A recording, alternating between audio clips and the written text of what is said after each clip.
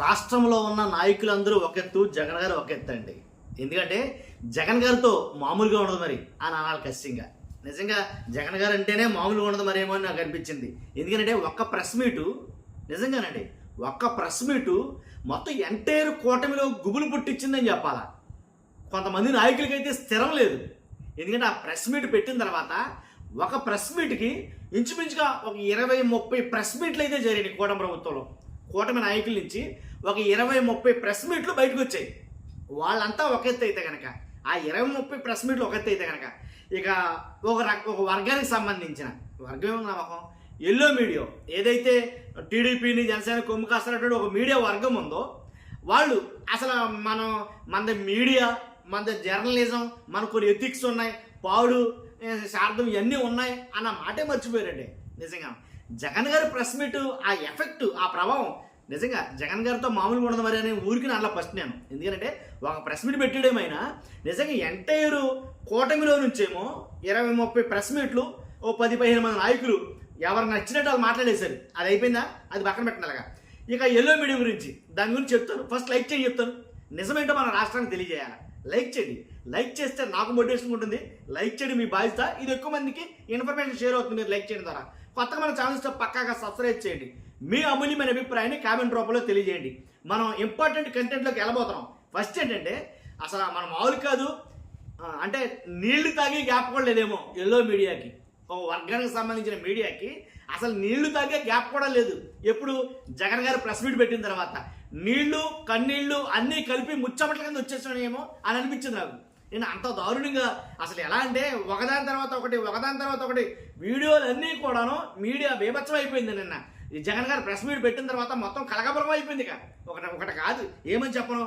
ఎందుకంటే పైగా టయానికి సందర్భానికి జగన్ గారితో మామూలుగా ఉండదు మరి. ఎందుకన్నానంటే టయానికేమో చంద్రబాబు నాయుడు గారు లేరు, లోకేష్ గారు లేరు, యూఏఈ పర్యటనలో ఉన్నారు, మనకు తెలిసిన విషయమే. వాళ్ళు లేరు, ఇక్కడ కూటమిలోనే టెన్షన్ స్టార్ట్ అయిపోయింది. అమ్మ ఏంటి కర్మ లేనిపోయింది, ఇప్పుడు పెట్టాడు జగన్ గారు ప్రెస్ మీటు, ఇప్పుడు ఏంటి పరిస్థితి, దీనికి సమాధానం ఏం చెప్పాలి, కాబట్టి మనం ఎలాగా రీకౌంటర్ ఇవ్వాలి అనే కంగారులో ఎవరికో తోచింది, ఎవరికి నచ్చింది, సంబంధం ఉన్నా లేకపోయినా దానికి సంబంధించిన కంటెంటా కాదా ఏం చూసుకోవాలా, ఎవరికి నచ్చిందో ప్రెస్ మీట్లో మాట్లాడేయటం జరిగింది. పాత కొత్త మొత్తం కలగాపులంగా. లేకపోతే ఎప్పుడు ప్రవీణ్ ప్రకాష్ గారి హత్య, ఇప్పుడు పాస్టర్ ప్రవీణ్ ప్రకాష్ గారి హత్య జరిగింది కదా, దానికి జగన్ గారికి సంబంధం ఏంటంటే అసలు అది అడిగడుతాను. జగన్ గారికి పెట్టిన ప్రెస్ మీట్ ఏంటి, ఆ ప్రెస్ మీట్కి ప్రవీణ్ ప్రకాష్ గారి హత్యకి సంబంధం ఏంటి, అది ఇది కూడా మొత్తం వదిలేత మొదలెట్టారు వీడియోలుగా. అయ్యని మనం మామూలుగా ఉండదు మరి అన్నట్టుంది వ్యాపారం. తర్వాత ఇంకోటి ఏంటంటే అదానీ గారు, ఇప్పుడు జగన్ గారు అడిగింది ప్రెస్ మీట్లో సూటిగా కొన్ని ప్రశ్నలు అయితే అడిగారండి, నాకు బాగా నచ్చింది. ఏమండవు మీకు మాట చెప్పాలా, జగన్ గారు పెట్టినా, చంద్రబాబు నాయుడు గారు పెట్టినా, పవన్ కళ్యాణ్ గారు పెట్టినా, ఎవరు పెట్టినా ప్రెస్ మీట్లో, ఆ ప్రెస్ మీట్లో సాక్ష్యాలు ఉండాలంటాను నేను. ఏది మాట్లాడినా విత్ ఎవిడెన్స్ ప్రూఫ్ ఉండాలంటాను నేను.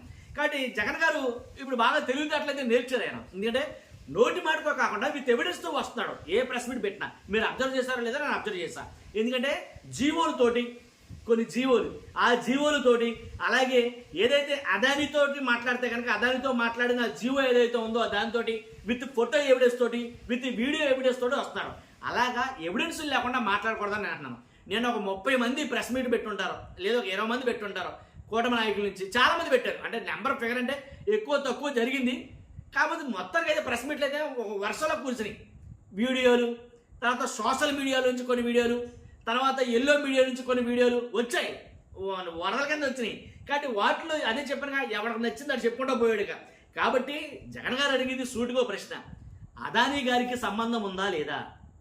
గూగుల్ డేటా సెంటర్, నేను మిమ్మల్ని అడుగుతున్నా, గూగుల్ డేటా సెంటర్లో అదానీ గారికి సంబంధం ఉందా లేదా, అది చెప్పొచ్చుగా. ఉంటే ఉంది, లేకపోతే లేదు. ఒకవేళ ఉంది అంటే ఇరుక్కున్నట్టే, అందుకు చెప్పట్లేదా. ఉంది అంటే దాంతోనే ఎంఓయు జగన్ గారి గతంలో చేసుకున్నాడు, అది జీవో కూడా చూపిస్తాడు ఆయన. అప్పట్లో జరిగిన ఎంఓయు, ఆ ఎంఓయు ఆ ఫార్మాట్ చూపిస్తాడు ఆయన విత్ డేట్తో సహా. ఆ ఎంఓయు చేసిన కాపీ ఏదైతుందో ఆ కాపీతో సహా విత్ ఫోటోతో సహా. ఉంటే ఉందని చెప్పండి, లేకపోతే లేదని చెప్పండి. దీనికి ఏదో వెంట్రుక్కిని బోడిగుండికి ముడి పెడతారంటే అలాగా కరెక్ట్ కాదు కదా.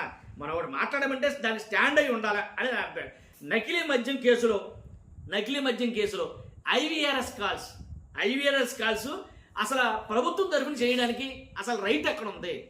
దాని మీద ఇప్పుడు వైఎస్ఆర్సీపీ నేతలు నాకు తెలిసి ఏదైతే ఏడీజీబీ ఏదో ఉంది దానికి సైబర్ క్రైమ్కి వాళ్ళకి ఫిర్యాదు చేస్తున్నామని చెప్పేసి అన్నారు. ఫిర్యాదు చేస్తారట.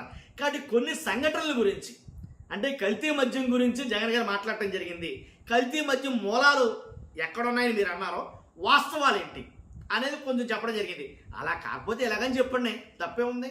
అలా కాకపోతే ఎలాగని, కానీ ఆధారాలు ఉంటాయి, అది నేను అనేది. కాబట్టి ఇలాగా ఒకటి కాదు రెండు కాదు, మొత్తం జగన్ గారు విత్ ఎవిడెన్స్ ప్రూఫ్ తోటి అన్నింటితో మాట్లాడటంతో ఆ ప్రెస్ మీటు నిజంగా కొంతమందికి అయితే నిద్ర పట్టకుండా చేసిందనే చెప్తాను. దాంట్లో ఎలాంటి డౌట్ లేదు. కొంతమంది అంటే చంద్రబాబు నాయుడు గారు, లోకేష్ గారు వాళ్ళ పర్యటనల్ని రద్దు చేసుకుని ఇండియాకు వచ్చేస్తారేమో అన్నంత కంగారు పడ్డారండి. ఇక్కడ ఉన్న నాయకులు కావచ్చు, వాళ్ళు కావచ్చు. కానీ కొన్ని ఆదేశాల మేరకు ఎవరెవరు ప్రెస్ మీట్లో మాట్లాడాలి, ఎంతెంత మాట్లాడాలి, ఏం మాట్లాడాలి అని డిసైడ్ అయిపోయింది. వాళ్ళు లేరు కాబట్టి వాళ్ళ పని ఇక్కడున్న మీడియా భుజాన్ని వేసుకుని, చంద్రబాబు నాయుడు గారు, లోకేష్ గారు లేరు కాబట్టి వీళ్ళు భుజాన్ని వేసుకుని దాని మీద వర్కౌట్ చేయటం మనం మామూలు కాదనమాట. జగన్ గారు ఎలా అంటే ఓడించారని, జగన్ గారు ఓడిపోయారనట, జనం పైన జగన్ గారు పగ సాధిస్తున్నారని. ఈ కట్ట కథ అనిపిస్తుంది నాకు ఎందుకు. ఇలాంటి నోటు మాటలే కదా. అంటే మనం బట్టకాల్చి ఎదటోడి మీద వేసేయడం చాలా ఈజీ అండి. కాదు, ఇది కాదు కావాల్సింది.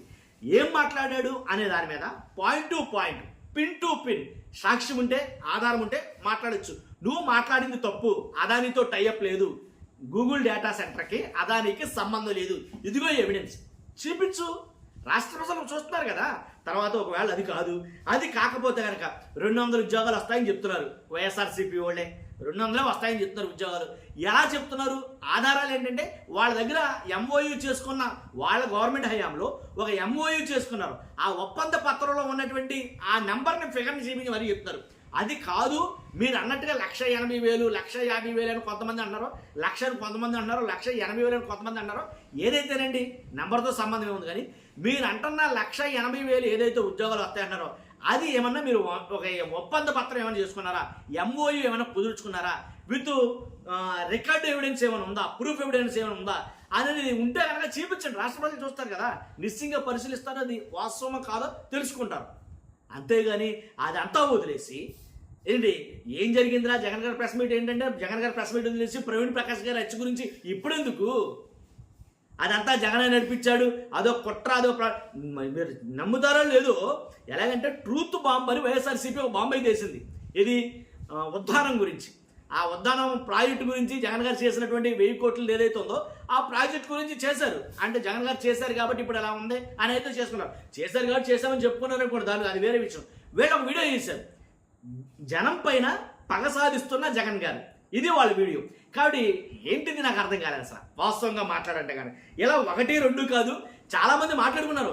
జగన్ గారు ఆ ప్రెస్ మీట్ దెబ్బకి ఏంటి ఆ యూఏఈలో ఉన్న చంద్రబాబు నాయుడు గారు కావచ్చు, లోకేష్ గారు కావచ్చు, వాళ్ళ బృందం కావచ్చు, అవసరమైతే పర్యటన కూడా రద్దు చేసుకుని ఇక్కడ వచ్చేస్తారేమో అన్నంత వేడి సెగల పుట్టించింది ఆ ప్రెస్ మీట్ అని చెప్పి చాలామంది మాట్లాడుకున్నారు.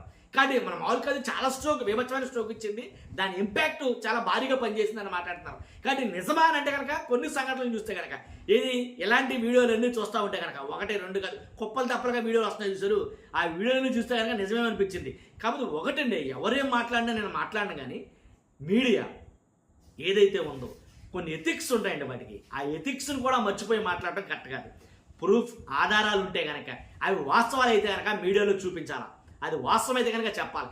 కానీ ఏదో ఇక మనం ఏదో పక్కకు ఒరిగిపోయాం కాబట్టి దాన్ని మనం భుజం మీద వేసుకుని చెప్పడం అంటే కరెక్ట్ కాదు. నాకైతే నచ్చలేదు వాళ్ళు చేస్తున్నటువంటి ప్రాపకండ ఏదైతే ఉందో ఆ దుష్ప్రచారం మామూలుగా లేదు, బీభత్సమైన రేంజ్లో చేశారు.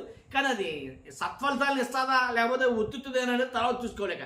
కాబట్టి 100% ఒక మాట అయితే నేను ఆ ప్రెస్ మీట్ బట్టి చెప్పగలను. రాష్ట్రంలో కుదిపిన ఆ ప్రెస్ మీట్ గురించి ఒక మాట చెప్పగలను నేను, జగన్ గారితో మామూలుగా ఉండదేమో మరి అని అనిపించింది నాకు. చూస్తున్న మీరు అందరూ మీ అభిప్రాయం ఖచ్చితంగా కామెంట్ రూపంలో తెలియజేయండి. ఫస్ట్ అయితే లైక్ చేయండి. లైక్ చేస్తే నాకు మోటివేషన్ ఉంటుంది, ఎక్కువ మందికి ఇన్ఫర్మేషన్ షేర్ అవుతుంది. కొత్తగా మన ఛానల్స్తో పక్కాగా సబ్స్క్రైబ్ చేయండి. Thank you very much.